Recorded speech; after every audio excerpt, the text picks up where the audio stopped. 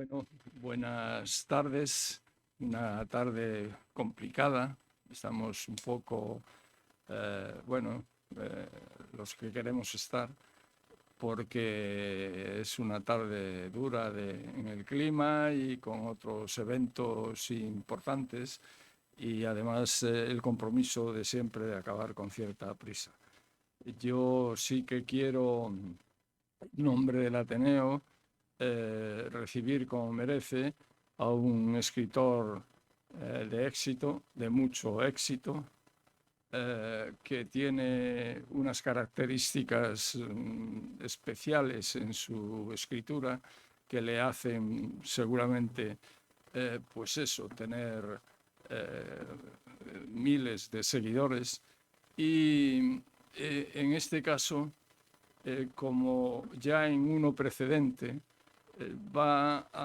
sitúa su trabajo, su novela, Tierra de Sueños, en una ciudad que es Santander, porque habitualmente siempre procura, por los sitios donde va pasando, dejar una novela gratificante que cuenta y que recuenta cosas con mucho estilo, con mucha mezcla de estilos también, que le da un carácter especial que supongo que luego eh, Menéndez Llamazares va a el periodista del diario Montañés, que se va a encargar de escudriñar dentro de la novela junto con el autor. Nosotros estamos en el Ateneo felices de tenerle, felices de abrir, como merece, el aula de cultura del diario Montañés en 2026. Pues Madroño, tienes la palabra. G. Madroño, tienes la palabra. Así Bueno, firmo, pues pues. muchas gracias. Buenas tardes. En primer lugar, es obligado agradecer al Ateneo y a la Cultura del Montañés su invitación. Para mí siempre es muy grato. Como algunos sabéis, yo estuve viviendo aquí hasta hace poquito en Santander durante 6 años y era asistente habitual también a este tipo de presentaciones que disfrutaba mucho. Y ya pues la primera vez que me invitaron a mí, pues me sentí muy halagado, como me siento hoy, muy agradecido a la ciudad de Santander y por supuesto también a vosotros, a los lectores de Cantabria. Y es uno de los motivos, por supuesto, por los que realmente elegí, a la hora de escribir una historia de exiliados españoles en México, elegí centrarme en el trocito de España, y los protagonistas españoles de mi novela, pues no podía ser de otra manera que sean cántabros. Que además el exilio se produjo de una manera muy triste, como dijimos antes.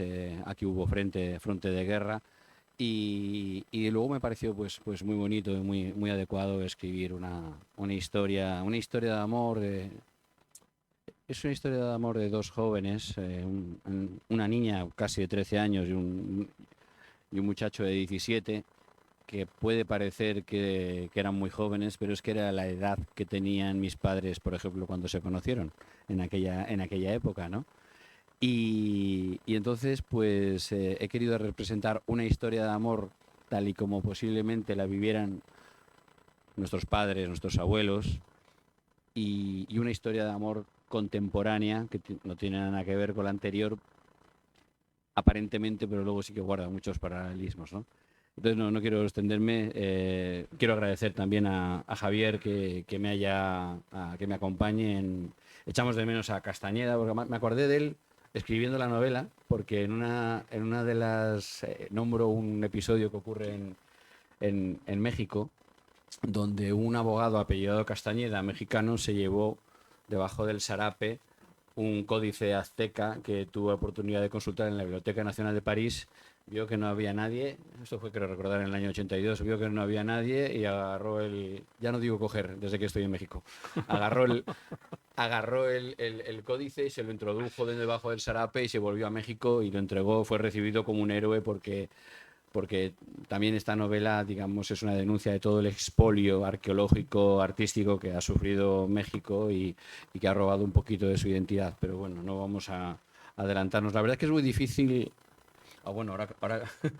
Sí, lo bueno de estar entre amigos es- es que el presentador va a presentar, el presentado lo va a presentar. Sí, pero Pues, no, nos pero- vamos a no, intercambiar pero completamente. mira, Javier, pero mira, que digo, es muy difícil hablar de una novela sin intentar profundizar, pero ahora me acuerdo, aquí en este mismo escenario, no sé si estará aquí la señora que en su día nos echó la bronca porque habíamos No, hoy hecho no ha algún venido. spoiler, que luego fue una anécdota muy, muy bonita y muy divertida, pero lo que quiero decir es que es muy difícil hablar de una novela sin profundizar un poquito en lo que ocurre en ella, ¿no?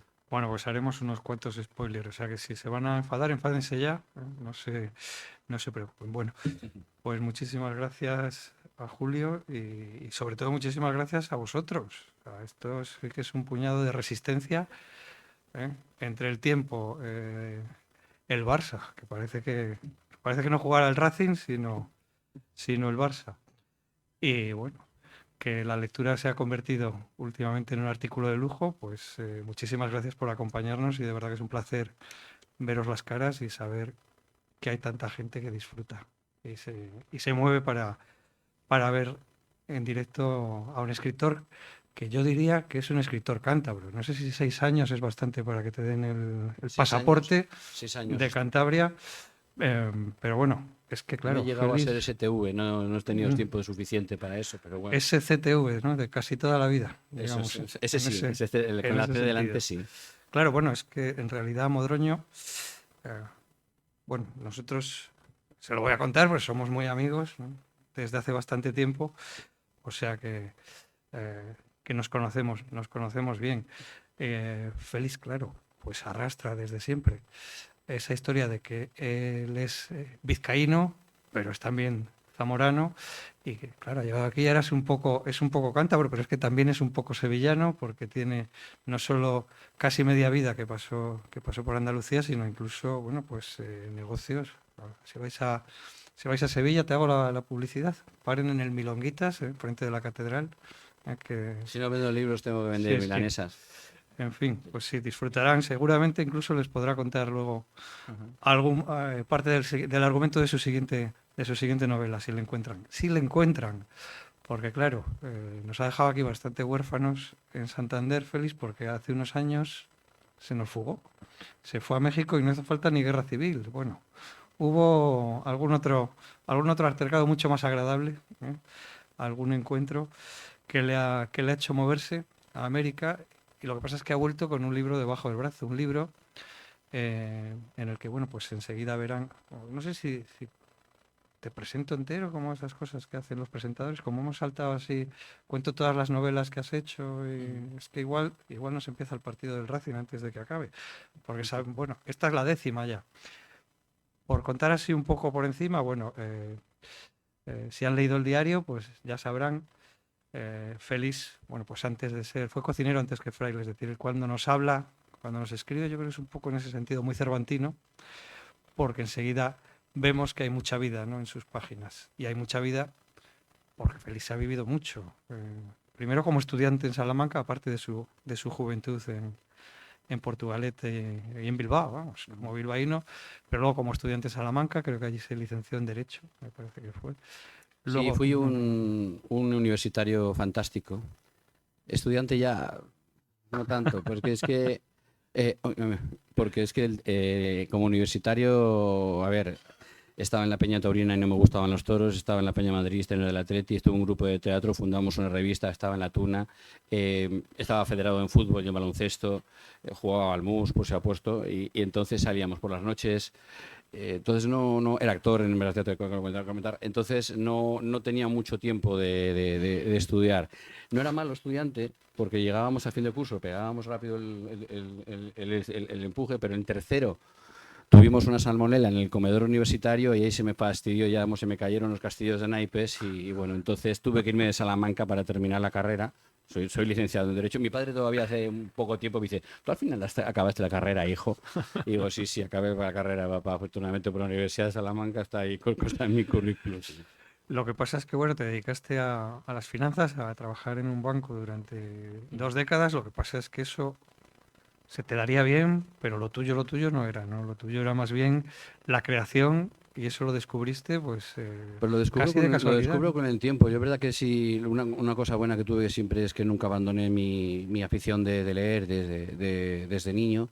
Y bueno, fue un accidente, realmente, ahora lo comentábamos, Julio, que fue un accidente lo que me obliga, la mayoría de vosotros lo sabéis, lo que me obliga a parar. Yo trabajaba en banca y nada más en alta dirección, ¿no? No trabajaba en caja, trabajaba en banca todo el día, desde las 8 de la mañana hasta las 8 o las 9 de la noche. Y tuve un accidente, yo tenía un ojo vago, me di un pelotazo jugando al pádel, se me desprendió la retina repetidas veces y tal. Tuve que estar un mes y medio boca abajo para intentar mantener el globo ocular. Y en ese mes y medio que estuve parado, pues fue cuando se me surgió la idea. Yo había escrito algún relato, me ha ido bien, y fue cuando la idea de escribir esa primera novela, ¿no? Y ahí, a partir de ahí, pues fíjate, el otro día comentábamos, pues con un amigo común, creo que recordar, con Pisón, en Mm. Valencia, y no, no me acuerdo que fue que digo, bueno, he perdido un ojo, pero he escrito un montón de novelas. Dice, pues yo no sé qué preferiría, ¿no? Pero la verdad es que yo siempre intento mirar, nunca mejor dicho, el lado positivo de las cosas. Y ayer me hicieron una foto, además, en el correo, sin darse cuenta el fotógrafo que yo era tuerto. Hay muchas veces que me dicen, me ha mirado un tuerto, digo, he sido yo. Y, y entonces con el libro, dice, haz una foto así con el libro así, ¿no? Tal, digo, pues mira, digo, esto va a ser con un ojo veo y con el otro escribo. O sea, que así se me ocurrió, así yo tonto miado.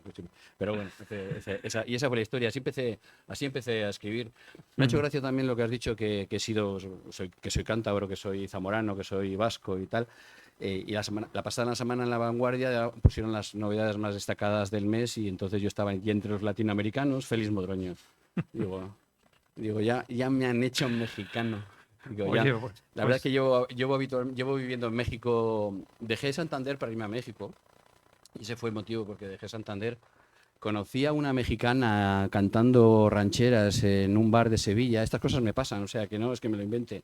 La historia que cuento actual en la novela está basada en lo que me pasó a mí y en aquellas vivencias. Conocí a una mexicana que me pareció muy guapa, muy linda y muy elegante, cantando una ranchera en un bar de Sevilla y me fui a México. O sea, que tampoco. Yo creo que algo sí que he tenido en la vida, sobre todo a raíz de dejar el banco, que he sido como muy valiente y entonces siempre he dicho sí a todo. Vámonos y tal. Y yo siempre he dicho que bueno, lo hago por el bien de la literatura, por tener algo porque estuve tantos años, digamos, limitado por mi mundo de oficinista, de bancario, que cuando lo dejé, pues me dediqué a vivir. Pues yo creo que los escritores, poder vivir es muy importante para luego poder escribir.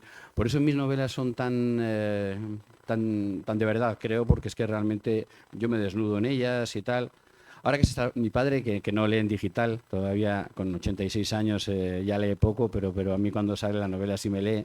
Ayer me llama, yo estaba fundido ya todo el día de presentaciones de medios y tal, y estaba deseando dormir mi padre. Pero vamos a ver, tú cuando conociste a Marianela, porque está deduciendo a través de mis páginas de mi novela que es verdad lo que estoy contando, ¿no? Digo, a ver, papá, la novela es ficción.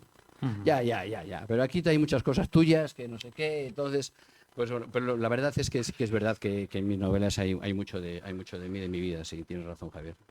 Bueno, como dice algún amigo común, las novelas de Félix son fascinantes, pero el día que escriba su biografía, no os la perdáis, porque va a ser Hay, todavía más hay- hay- novelesca. hay un, hay- hay- hay un amigo que dice, no, tus novelas también, pero jo, un día tenías que escribir tu biografía. Y yo, a ver, ya veremos. Prefiero hacerlo a través de mis novelas, porque yo creo que es mucho más interesante para los lectores. Bueno, pues, ¿qué es a lo que se refiere su padre cuando habla de estos encuentros, de si eso fue lo que sucedió o no. Bueno, esta novela, que se llama Tierra de Sueños y que obviamente alude pues al viaje y al cambio de continente que se produjo, bueno, pues en los años 30, sobre todo en este caso por los jóvenes que emigraron forzadamente, que emigraron, perdón, ¿no? Que se refugiaron en México de la Guerra Civil, y que, como él cuenta, va a tener después una contrapartida en el año, creo que era 2005, cuando casualmente un arqueólogo que se llama David Quijano, y que no sé si será un poco trasunto del autor, canta una ranchera, efectivamente. He escuchado a una mexicana cantar una ranchera en un piano bar en Madrid. Y él canta una que ya veremos. Y él canta una que no dices cuál es, pero ya suponemos que era el rey. Pero bueno, ¿no? Mira, a ver. os voy a contar mi historia, no suelo contar mi vida personal, pero en este caso, como estoy en México por culpa de Marianela, que es como se llama más, con nombre literario, digo, si es que digo, tiene todo la muchacha, digo, qué bárbaro, hasta nombre de novela de Benito Pérez de Galdós. Y normalmente yo nunca he usado mi profesión para seducir a nadie, ¿no? Pero en esta ocasión yo tenía las horas contadas, no tenía mucho tiempo para convencerla de que yo quería ir a México a buscarla en algún momento. Entonces dimos un paseo por Madrid y esto no te lo he contado. Bueno, ten cuidado con lo que cuentas, porque eso de allí es una cámara que sale todo por internet. Todo? Sí, y queda permanente No tengo nada en de YouTube. ocultar. No tengo nada de ocultar. Dimos un paseo por Madrid y pasamos por la Casa del Libro intencionadamente de la Gran Vía y yo rezando, sin ser demasiado creyente, digo que hay algún libro mío, Entré, buscamos por orden alfabético, Modroño, digo, bien, y estaba la Ciudad del Alma dormida. Y entonces agarré el libro y se lo dediqué. Y se lo dediqué con la letra de una canción, porque era algo así como, espero que esta reina no renuncie a este bohemio o algo así. Era la ranchera precisamente de José Alfredo Jiménez, que es mi favorita. Ella era el último brindis de un bohemio por una reina, ¿no? Y es así un poco como arranca la historia, de... Sí, pero que no dices cuál es la canción, ¿no? Sí, pero el habla de título un creo que bohemio no y una sale. reina, Sí, habla de un sí, bohemio y sí, una sí. reina. Creo recordar. Es que No, yo luego estaba los con novelistas- lupa buscándolo, ya te digo que tenemos no. que tener mucho cuidado con las letras de las canciones porque no tenemos los derechos y tenemos que pedir permiso o comprarlos o pedir permiso. Por cierto, Nando me dio permiso para en Sol de Brujas utilizar alguna letra de su canción, lo cual agradecí. Coquemaya también, la anterior, pero en esta no tenía tiempo ni ganas de ponerme a buscar los derechos, sobre todo de canciones que ya no viven los autores y los herederos tenía que ponerme en contacto con ellos. Sin embargo, gente encantadora. Por ejemplo, hago mención a El Sol no regresa, de La Quinta Estación, que es una canción muy popular. Y me puse en contacto con el que la escribió, Ángel Reyero, muy lindo, muy majo, pero dijo, es que los derechos no los tengo yo, ¿no? Entonces, tenemos que tener mucho cuidado muchas veces a la hora de escribir, lamentablemente, porque hay cosas que se pierden, pero bueno, así es. Bueno, la vida es una ranchera y peor la vida de los derechos de autor. Pero en este caso, lo que va a suceder es que David Quijano, a través de María, tiene conocimiento pues de una desaparición y misteriosas reapariciones de un tesoro, mexicano que desapareció. Bueno, que curiosamente vamos a ver que tiene una increíble conexión con esa historia con la que empezábamos en 1937, esa chiquilla de 13 años, Ana Cosío, que se va a México. Si te parece, yo creo que podemos empezar por ese tremendo drama de los niños que tienen que irse refugiados y ese Mexique que yo no conocía, que fue un transatlántico que partió creo que de Francia, del sur de Francia, con casi medio centenar de niños republicanos. Bueno, me imagino que una historia que cuando la descubriste ya casi te inspira media novela, ¿no? Me lo pusieron como a Felipe II, como dice mi padre, o sea, cuando descubrí la novela. La novela, digamos que tiene dos tiempos para centrarnos, una en aquella época y otra, como ha dicho Javier, en el año 2005. Entonces, necesitaba una historia potente para realmente como excusa, porque yo lo que quería era hacerle un homenaje a México y hablar de esa conexión de México con España. Realmente mi intención última de la novela, ¿no? Y intentar reunir esa esencia de México. Porque yo de México conocía las rancheras y Cancún y poco más. Y es que creo un poco yo de hecho creía que el tequila se tomaba de un trago con Eso, sal y limón. eso te iba a preguntar, Cosa sí, sí. que... Sí, me lo Sí, ibas a porque es que lo cuentas, ¿no? O sea, toda la vida pensando que el tequila se toma con sal y limón y resulta que hay que tomarlo a besitos, Ni dices. modo, güey. A besitos hay que A tomarlo. Hay besitos. que tomarlo a besitos, poquito a poco. El tequila para la gente de México, sobre todo para la gente tradicional, las señoras ya de cierta edad y de cierta prestancia, ellas se toman su tequilita antes de comer, despacito, con su botana. Son los aperitivos, como llaman los aperitivos. Y me llamó muchísimo la atención que el tequila es un aperitivo, normalmente se toma a todas horas. Y me llamó muchísimo la atención que se toma a besitos. A mí me gusta tomarlo a bandera, que es, te lo ponen un vasito de tequila, un vasito de sangrina, que es un zumito de tomate, y el vasito de zumo de limón. Y entonces son los colores de la bandera mexicana y vas tomando un traguito de cada uno. Y yo la verdad que lo disfruto mucho, aunque soy un poquito más de mezcal.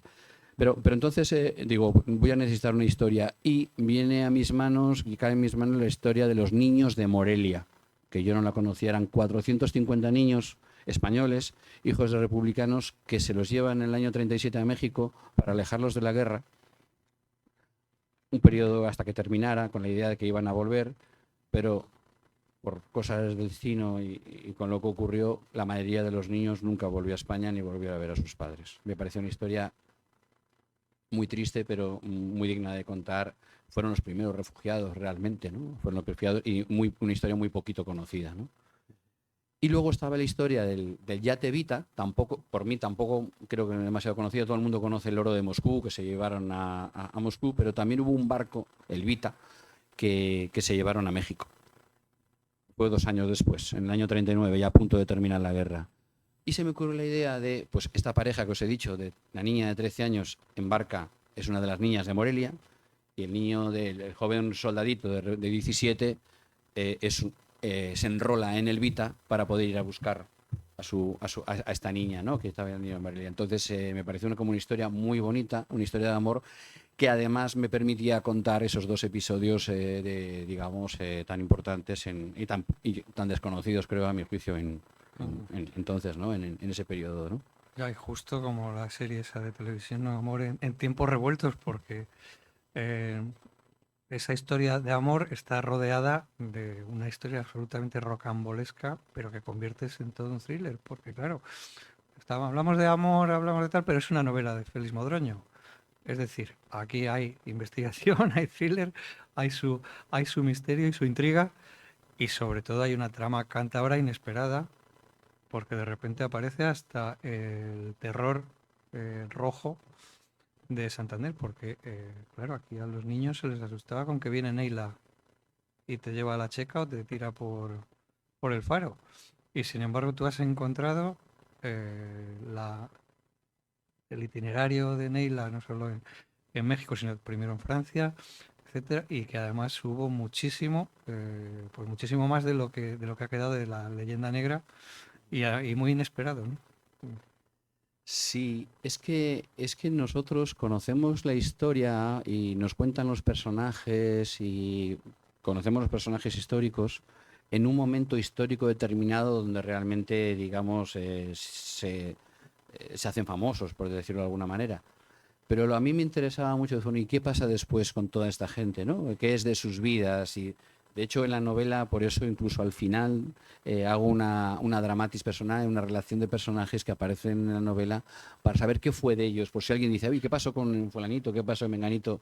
Es muy sucinta, muy escueta, pero hago una relación de todos los personajes que van apareciendo en la novela. Es que me encontraba pues con muchos cántabros, no solo con Neila, con Matilde de la Torre, con Toca, con Enrique de la Vega, que fue médico también, que también estuvo exiliado muchísimos exiliados cántabros. Bueno, si hablas de exiliados y cántabros, obviamente tiene que aparecer por ahí Eulalio Ferrer, que es una fuente de inspiración enorme, ¿no?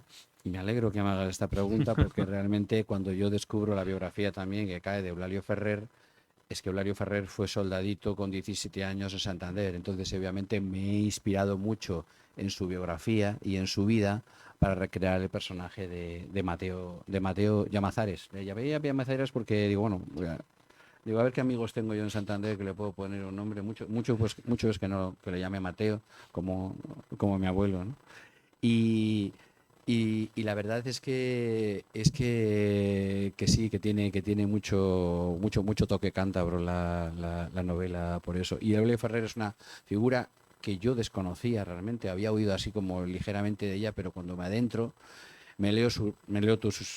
creo que me he leído todo lo que no tiene que ver con su parte publicitaria, me lo he leído, todos sus diarios, sus impresiones. Curiosamente a mi personaje también cae en sus manos un pequeño Quijote, como Eulalio Ferrer se hizo con una pequeña edición del Quijote a cambio de, él lo cuenta él mismo, a cambio de un paquete de tabaco. Y le acompaña durante todo su tiempo de guerra. Eulalio estuvo en los campos de concentración también, en los campos franceses, no así mi personaje. En cambio, ese momento, Eulalio estuvo en los campos de concentración, mi personaje se va en el Vita, ¿no?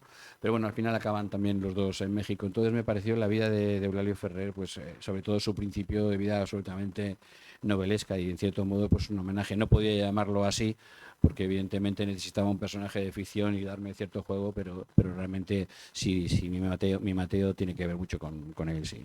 Sí, bueno, personaje de ficción, tu Mateo, pero una ficción absolutamente realista, ¿no? Porque, por ejemplo, lo primero que choca es que ese amor que trunca la guerra entre Ana y Mateo lo había truncado también la familia primero, porque ella era de pasta o de buena familia y Sí, él era, bueno, pues el hijo de un tipógrafo y una modista, ¿no? O sea, así es. que el Santander prebélico era de cuidado, ¿no? Muy complicado, muy complicado. Bueno, la primera cita tiene lugar en las escaleras en las escaleras de correos, ¿no? Eso creo que eso sí sigue. Yo no sé si se sigue ya quedando en las escaleras de correos o a las 7, ¿no? Yo no sé si se sigue quedando ¿eh? Yo no creo que. Yo creo que, pero que entonces, no, pero es lo que hablábamos antes. Cuando yo escribo de algo, es que necesito haberlo sentido. Cuando yo creo que sin tener un conocimiento exhaustivo y profundo, obviamente, de Santander, pero los 6 años aquí, pues yo cuando estoy en un sitio, aparte de vivirlo y de recorrer sus restaurantes y sus bares, que soy muy aficionado a la gastronomía, parece mentira, dice, con lo delgadito que está este chico, pues ¿cómo es posible, ¿no? No, pues sí, como mucho y me encanta comer. De hecho, cuando vengo aquí siempre pienso en un cocido lebaniego, que es mi favorito, ¿no? Y entonces, aparte de eso, hago muchas lecturas, me voy a las lecturas, visitaba mucho a Robales a comprarle libros de viejo y entonces pues me leo pues, historias de Menéndez Pelayo, de toda la historia de Cantabria, de Santander. Entonces, cuando yo ya me encuentro cómodo, pues es cuando puedo afrontar la escritura sin ser de aquí, pero sí que tengo la seguridad de escribir Bueno, vale ser fan de Nando, que yo creo que hacerte. Quiero agradecer a Nando Agüeros que nos acompañe, que además es que, pues mira, cuando Eso yo te viajo... dará 3 puntos para el carnet de cántabro, yo creo que sí. Te da puntos, ¿no? Fijos, Te da sí. puntos, te da puntos saberse un montón de canciones de Nando Agüero. A Nando, fíjate, curiosamente, el año pasado este año también, pero ya no me coincidió. El año pasado fue a la Casa de Cantabria en México y por supuesto allí estábamos. Y tenía una canción que a mí me vino muy bien de su tío José, que también se fue a hacer las Américas y realmente... Te estoy haciendo un poco la rosca, Fernando, pero es que es así. Yo cuando viajo en el coche, llevo 6 CDs. Bueno, el de los secretos sí, porque Y de te los lo he 6 visto. CDs, 4 son de Nando, Sí, ¿sabes? sí. Entonces lo tengo así como en bucle. Ahora he tenido que vender el coche.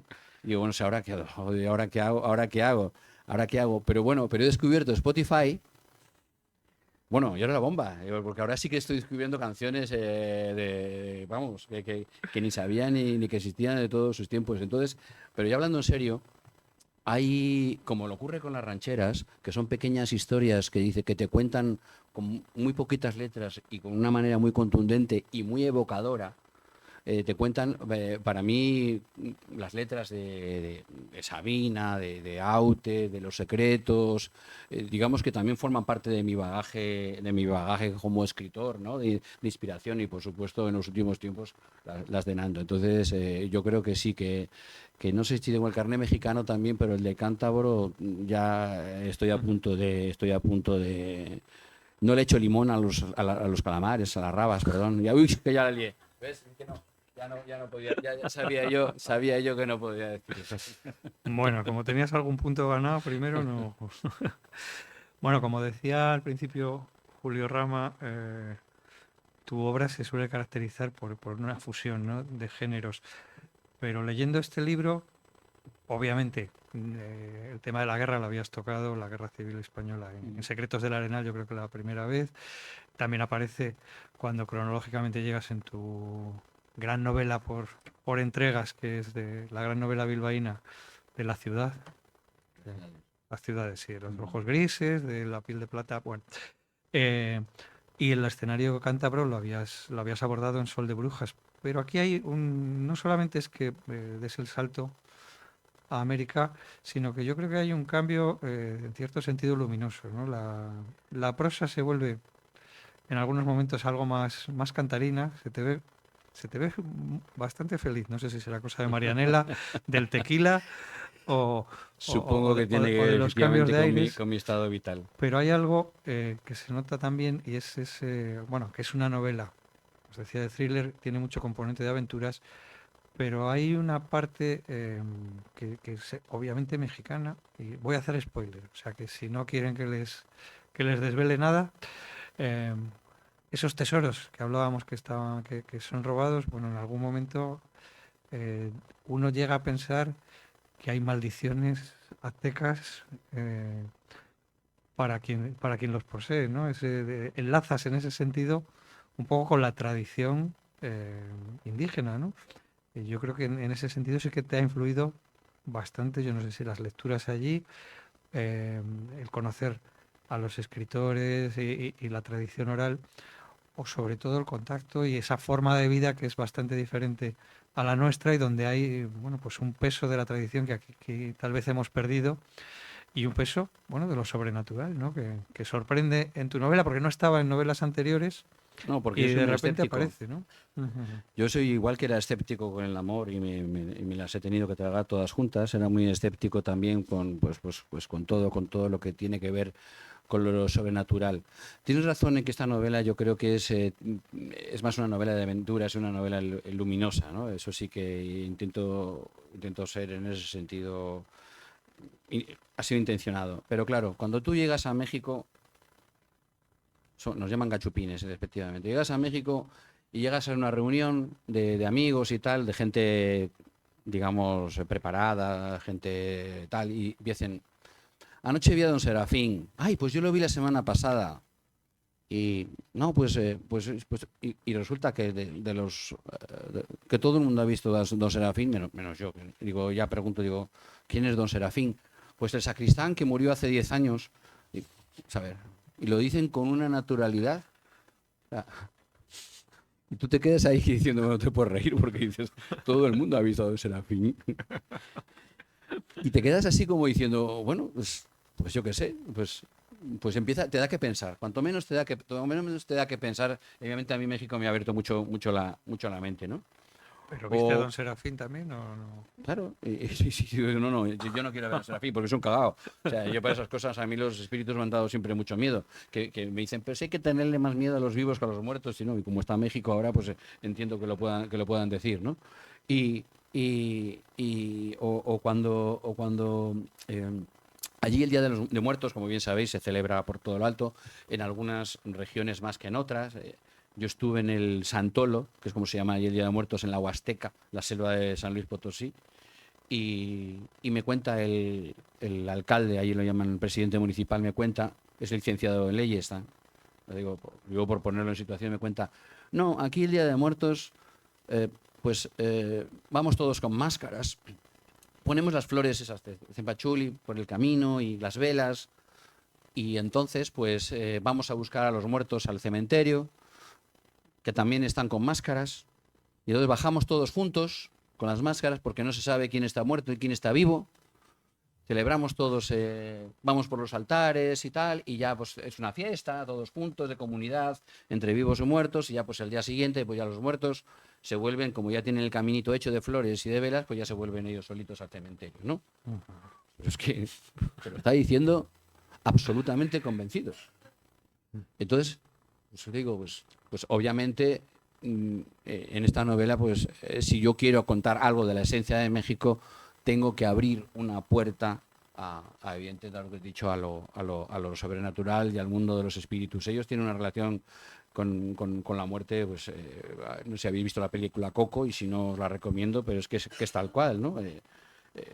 Yo estuve en el Panteón no hace mucho y veo allí pues un señor que se lleva a los mariachis con el tequila porque a su papá pues le gustaba mucho los mariachis, y se va al cementerio a beber tequila con su padre muerto, con un grupo de mariachis, ¿no? Entonces ese tipo de cosas a mí me llaman muchísimo, me han llamado muchísimo la atención, pero también me han enseñado, y yo con 60 años que tengo y que todavía sigo aprendiendo este tipo de cosas, ya no sé, como persona, como escritor, evidentemente me han enriquecido mucho. Claro, cuando decías lo de que los vivos dan más miedo, en México me imagino que ahora mismo, más que a los difuntos, a quien temerán es al vecino del norte, ¿no? Sí, Estos no. días estarán preocupados con Trump. Y entramos en política, nos vamos a complicar la vida un poco, porque aquí tememos realmente es a salirnos de ruta o a viajar por la noche y para no meternos en caminos que no son agradables, ¿no? Nosotros obviamente no procuramos evitar por la noche viajar, procuramos no salirnos de ruta, con mucha prudencia, incluso cuando vas por carreteras normales. Yo la primera vez que conduje de Vallarta, que yo conocía Vallarta por el Barco del Amor, por vacaciones en el mar. Me acuerdo de cuando era niño, que me encantaba, de Vallarta a Guadalajara. Pues de repente un grupo de policías con ametralladora me dan el alto y me dice María Elena, no pares. Digo, ¿cómo que no pare? No pares, no pares, no pares, pisa, acelérale. Digo, acelérale.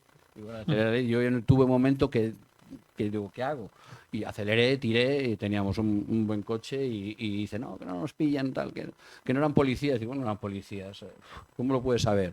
Y era una carretera, digamos, era autopista. Bueno, autopista ellos lo llaman allí a cualquier manera.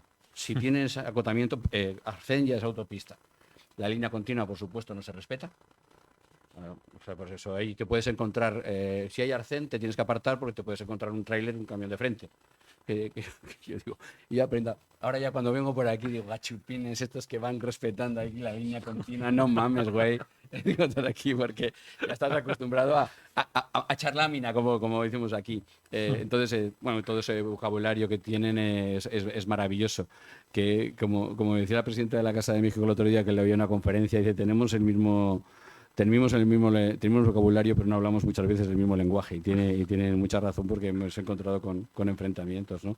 Eso también lo he querido respetar en la novela. O sea, he querido escribir una novela, por ejemplo, la palabra coger no la uso en toda la novela, la puedo usar sinónimos, en que no se note que la está escribiendo ni un español ni un mexicano. He intentado hacer eso. No sé si lo he conseguido, pero muchas veces cuando yo leo latinos, pues como hay cosas que me chirrían, y imagino que a ellos les pasa lo mismo con los españoles, entonces he intentado hacer una novela bastante neutra. Obviamente los diálogos hablan mexicanos y los españoles hablan español, ¿no?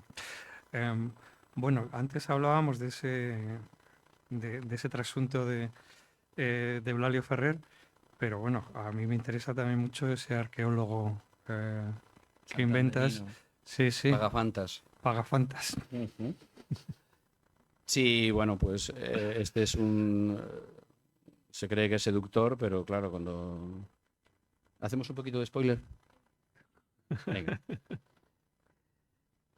Este llega al Tony 2, a Madrid, y ve a una mexicana cantando, El sol no regresa, precisamente, y bueno, pues queda prendado de ella, y como es mexicana y él está restaurando unas piezas precolombinas, dice, bueno, ya está, y si consigo llegar a ella y le digo que estoy restaurando unas piezas precolombinas, se las enseño en mi museo, en el Museo Arqueológico, pues seguramente tenga mucho que ganar. un poco lo que hice yo con el libro de La Gran Vía, ¿no? Y en otros niveles. Y entonces, pues consigue enseñarle las piezas y ya está. Y al día siguiente, cuando va al museo, pues las piezas no están. Y ya está ahí, hago un poquito después de la novela. Obviamente decidí ir a hacer una búsqueda a México. Entonces, en la novela digamos, de los años 30, Mateo se enrola en el Vita para ir a buscar a Ana Cosillo, que estaba en Morelia, y en esta, pues el arqueólogo santanderino pues viaja a México para buscar a esta galerista de arte, ¿no? Y saber qué ha pasado con las piezas y, pero sobre todo, yo creo que ya enamorado de ella desde el primer momento. Lo curioso es que son casi 4 países distintos, ¿no? No 2 países distintos, porque el México y la España del 37 no se parecen casi nada al México y Entonces, la y ahora, España del 2005, ¿no? claro, claro, claro, claro, claro. Sobre todo me he divertido mucho documentándome en el México de los años 40, la época de... Bueno, yo el México de los años 40 lo conozco de las películas que me encanta a mi padre, de Jorge Negrete, de Pedro Infante, ¿no? Entonces, ese México de cabarets, de bohemia, pues lo he disfrutado mucho también. Me encontraba con una tesis, vida nocturna en el México de los años 40, digo, bien.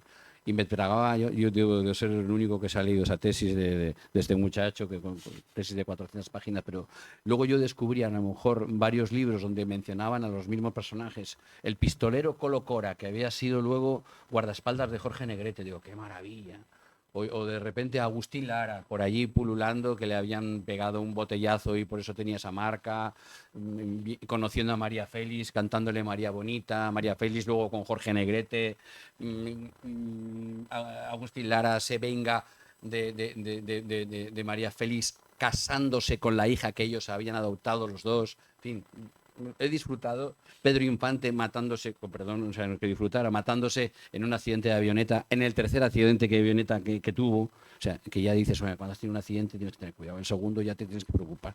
Pero, macho, es que al final te terminas matando en un accidente de avioneta, ¿no? Entonces, toda esa vida bueno, José Alfredo Jiménez en el Tenampa, en la Plaza Garibaldi, o sea, todo eso yo he disfrutado muchísimo profundizando en todos ellos. Son y 17, Javier. Sí, yo creo que ya es hora. Yo no Yo, podía, esto da para hablar todo yo lo que creo que ya es hora quisiéramos de ir porque ambientándose, México además es que porque digo que nos México es queda inabarcable. muy poco rato. México es inabarcable, digo. Entonces, como México es un país inabarcable, intentar Bueno, resumirlo en una charla, pero bueno, en fin. yo creo que en la novela, hacernos una foto, sí, que esto tiene que Sí, dar sí, para... a ver, no sé. Que me perdonen Ponte, los del ponte. Atleti, ¿eh? pero hoy es día... Bueno, Marianela es del Barça, a todo esto. Bueno, pues Pero- hoy no sé si se lo vamos a perdonar. Bueno. En fin, Esta no ya tenía- estamos ambientados. Pero como digo, Esta no te la había avisado. ¿eh? México es absolutamente inabarcable, entonces intentar resumirlo en una pequeña charla es muy complicado, pero en la Mm. novela sí que ha sido mi mayor reto, ¿no? Intentar reunir toda la esencia de México en esa historia y además, como digo, con cántabros de fondo, ¿no? Que es Bueno, lo con bonito cántabros para de fondo y con, por un lado, una historia increíble que va uno descubriendo de todos los tejemanejes que hubo con el exilio republicano político mí. y al lado un capital humano increíble que se fue de España para México y que tuvo que suponer toda una revolución porque todos esos escritores, intelectuales, científicos, artistas, eh, bueno, porque no solamente, bueno, Ujú, incluso pues gente que iba allí a esa tierra de sueños, como dices, ujú. buscando la libertad y lo que no habían podido conseguir en España, ¿no? Después del fracaso de la República.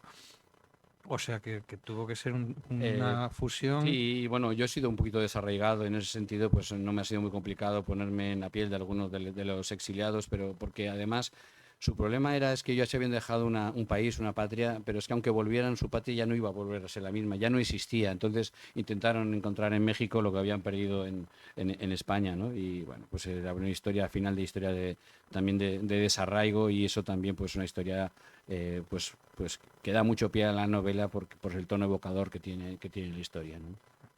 Bueno, yo creo que llevo ya mucho tiempo haciéndote preguntas y estos amigos que no sé si han leído ya el libro, pero tienen cara de que les ha interesado y que van a preguntarte muchas cosas. No O creo, sea que porque además el libro salió ayer, no creo que nadie le haya aprovechar. dado tiempo a leerse. Bueno, claro, a mí como me ha llegado antes, ahí yo tenía ventaja. Muy bien, bueno. Pues si quieren hacer alguna pregunta. Yo quisiera tener un poco de maldad y dar tema para 3/4 de hora. No será del Barça No, usted. no, fue una amenaza simpática. En cualquier caso, me gustaría conocer una faceta que no salió porque, bueno, había muchas cosas y buenas de las que hablar, pero en tu vida aparece una faceta, llamemos sorprendente, de fotógrafo. Y además una publicación premiada, una de ellas. Lo que quiere decir, yo la desconozco, aunque mañana me quiero poner a ello.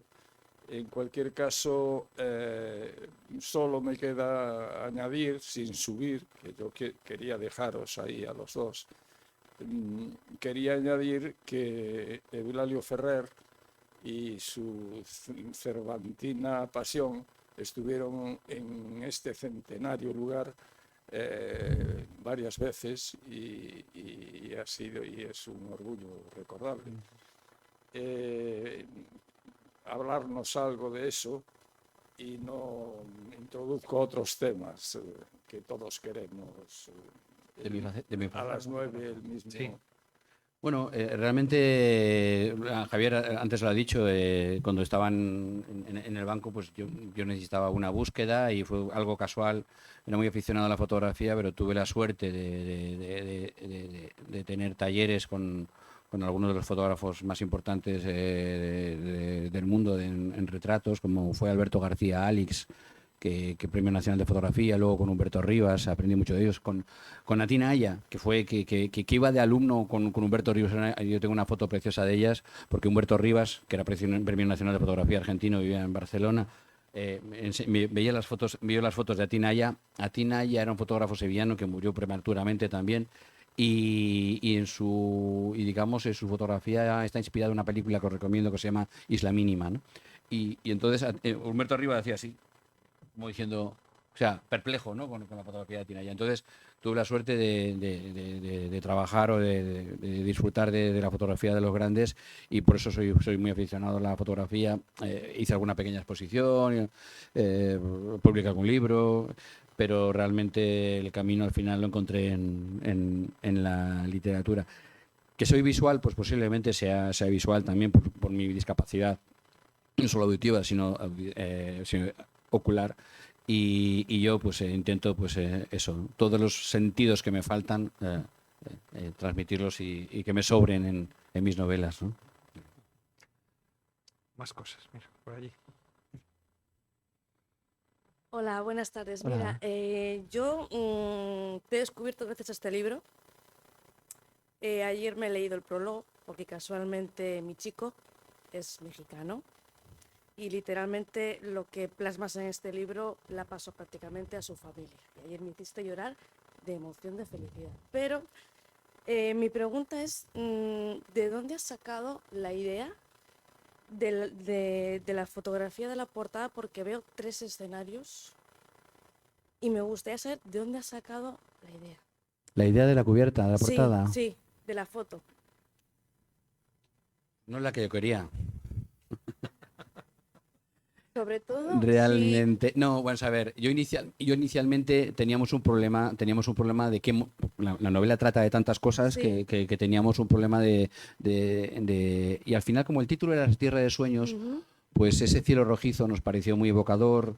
Entonces se me ocurrió, digo, quiero unas ruinas mayas en una selva. No os he contado, pero es que yo he estado en una ciudad escondida en la Huasteca, que es maravilloso. O sea, realmente este mismo hombre que me habló del Santolo, pues me lleva a una selva y dice, es que nosotros tenemos aquí una ciudad escondida, o sea, oculta tras la maleza, y tú la veías y ves perfectamente toda la disposición maya, escalada, o sea, las piedras todavía se veían debajo y tal. Y la mayoría de esas ciudades no se quiere saber no se quiere decir que están por miedo a que por un lado, a que sean expoliadas, y por otro, no hay dinero probablemente para explotarlas. Entonces me pareció muy bonita la idea. Le sugerí a la editorial que hiciera unas ruinas mayas en Y el colorido y eso sí, digamos, es un se lo Sí. dieron ella. Sí, quedó muy bonita y con el pájaro además, que es típico de Mesoamérica. Sí, sí. Me pareció muy apropiada la tal. Yo tenía una mucho más surrealista, pero claro, yo no soy diseñador de portadas, porque hablamos también, no hemos hablado de esa parte surrealista de México, que también hay en la novela, y yo tenía pensada una parte como más surrealista, pero bueno, por suerte no me hicieron caso en esta ocasión. Mucho caso, pero porque luego quise cambiar, o sea, digo, esa es la idea original, es mía, pero luego dije, ¿y por qué no? Y no, y ya era tarde, afortunadamente. Muy bien. ¿Alguna pregunta más? Oye, pues, pero muchísimas gracias, por tus palabras, muchísimas gracias. Jesús Cabeza.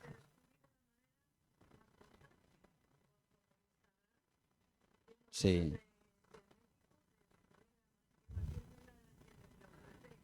Qué bien.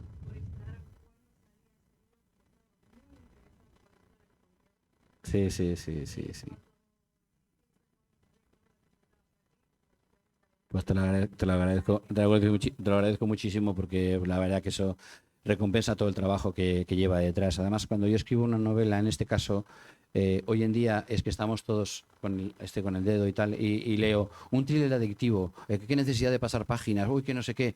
No, yo quiero una novela, yo como lector, que digo, qué pena pasar esta página por lo bonita que es, ¿no? Entonces yo he intentado, digamos, contar una historia, pero que además recuperar un poco esa pasión por la lectura, ¿no?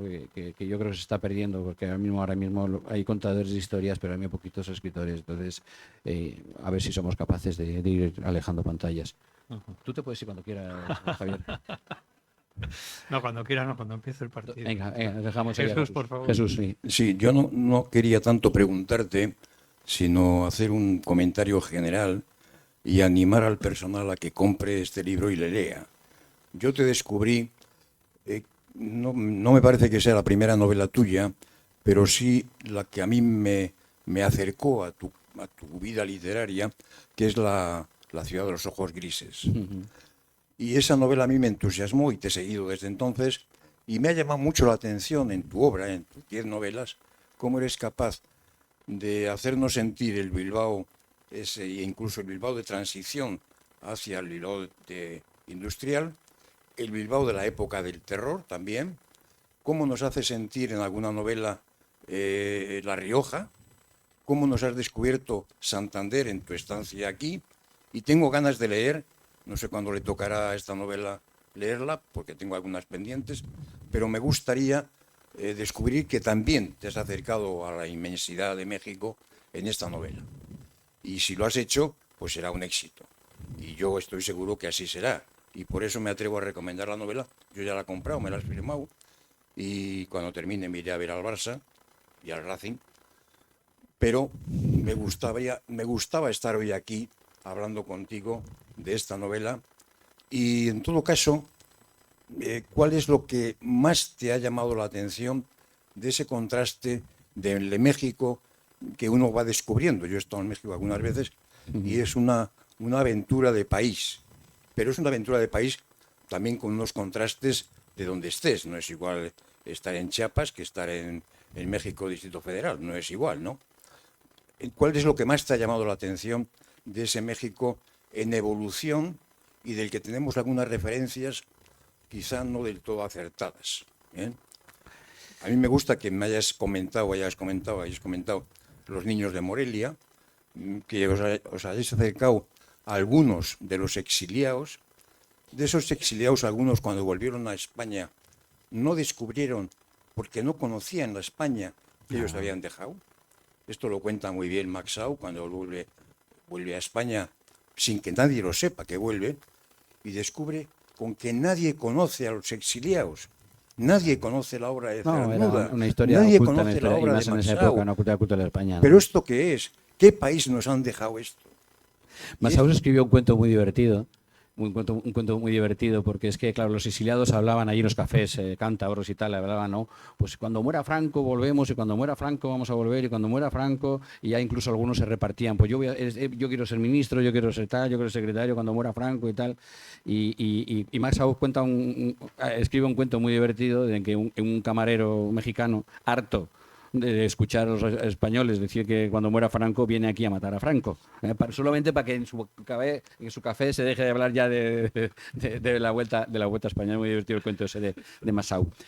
Agradezco mucho tus palabras, Jesús, por sobre todo viniendo de una persona con tu bagaje cultural.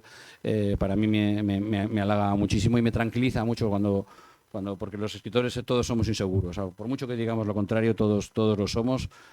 Se lo escuché decir a Javier Marías, que él nunca se releía porque si veía un párrafo que le gustaba pensaba que iba a ser incapaz de volver a escribirlo, y cuando había uno que no le gustaba pues le iba a entrar vergüenza, ¿no? Yo creo que yo lo entiendo perfectamente porque yo escribo y no vuelvo a leer la novela nunca. Y mira, lo más maravilloso que he visto de México es el sincretismo, esa fusión religiosa que tienen, el respeto por las tradiciones indígenas y por lo católico, ¿no? Es absolutamente, que es lo que le da, digamos, esa peculiaridad tan espectacular que tienen el sentido, y sobre todo el respeto por los valores y tradiciones, que lo marcaba Javier en el periódico.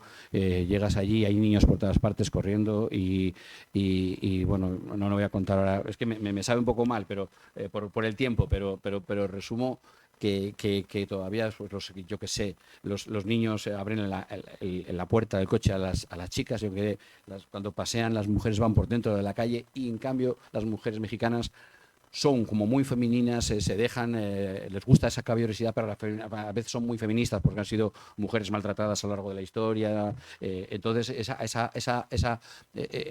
digamos, eso en España no ocurre.